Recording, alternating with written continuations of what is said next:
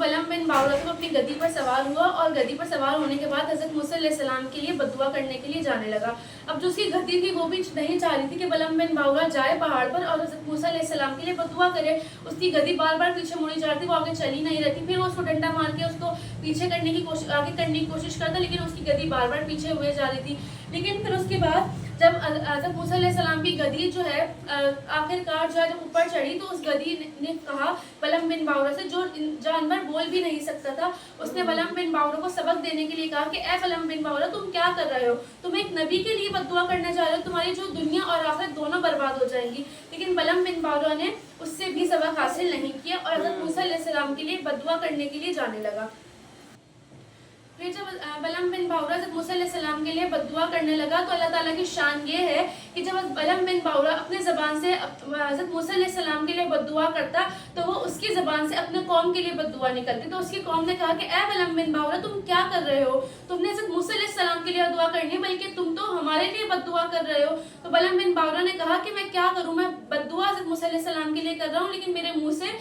تم لوگوں کے لیے نکل رہی ہے. پھر یہی دیکھتے دیکھتے بلم بن باورہ کی جو زبان تھی, جس زبان سے وہ حضرت موسیٰ علیہ السلام کے لیے بد دعا کر رہا تھا, اس کی زبان لٹک کر سینے تک آ گئی.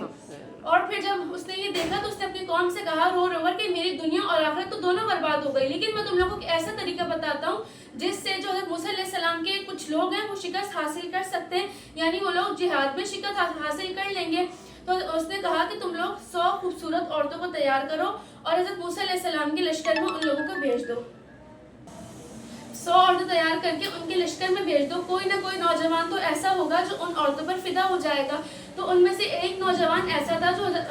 جن میں سے اس کو ایک حسین لڑکی پسند آئی اور وہ حضرت موسیٰ علیہ السلام کے پاس اس لڑکی کو لے کر آیا اور اس نے کہا کہ حضرت موسیٰ علیہ السلام کہ یہ لڑکی میرے لیے حلال ہے یا حرام. تو حضرت موسیٰ علیہ السلام نے فرمایا اس کو اپنے سے جدا کر دو, یہ لڑکی تمہارے لیے بالکل حرام ہے. لیکن اس نے اب اپنے نبی کی بات نہیں مانی اور گناہ کرنے کے لیے اس کے ساتھ چلا گیا. پھر اس کے بعد ایسا ہوا کہ جب اس نے گناہ کیا تمام بنی اسرائیل کے جو لوگ تھے ان کے اوپر عذاب آ گیا. تو اس کا ذکر اللہ تعالیٰ نے قرآن مجید میں ارشاد فرمایا وَاتْلُ عَلَيْهِمْ نَبَأَ الَّذِي آتَيْنَاهُ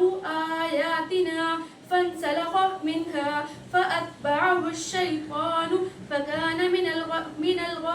الْغَاوِينَ وَلَوْ شِئْنَا لَرَفَعْنَاهُ بِهَا وَلَكِنَّهُ أَخْلَدَ إِلَى الْأَرْضِ وَاتَّبَعَ هَوَاهُ فَمَثَلُهُ كَمَثَلِ الْكَلْبِ تَحْمِلْ عَلَيْهِ يَلْهَثْ أَوْ تَتْرُكْهُ يَلْهَثْ ذَلِكَ مَثْلُ الْقَوْمِ الَّذِينَ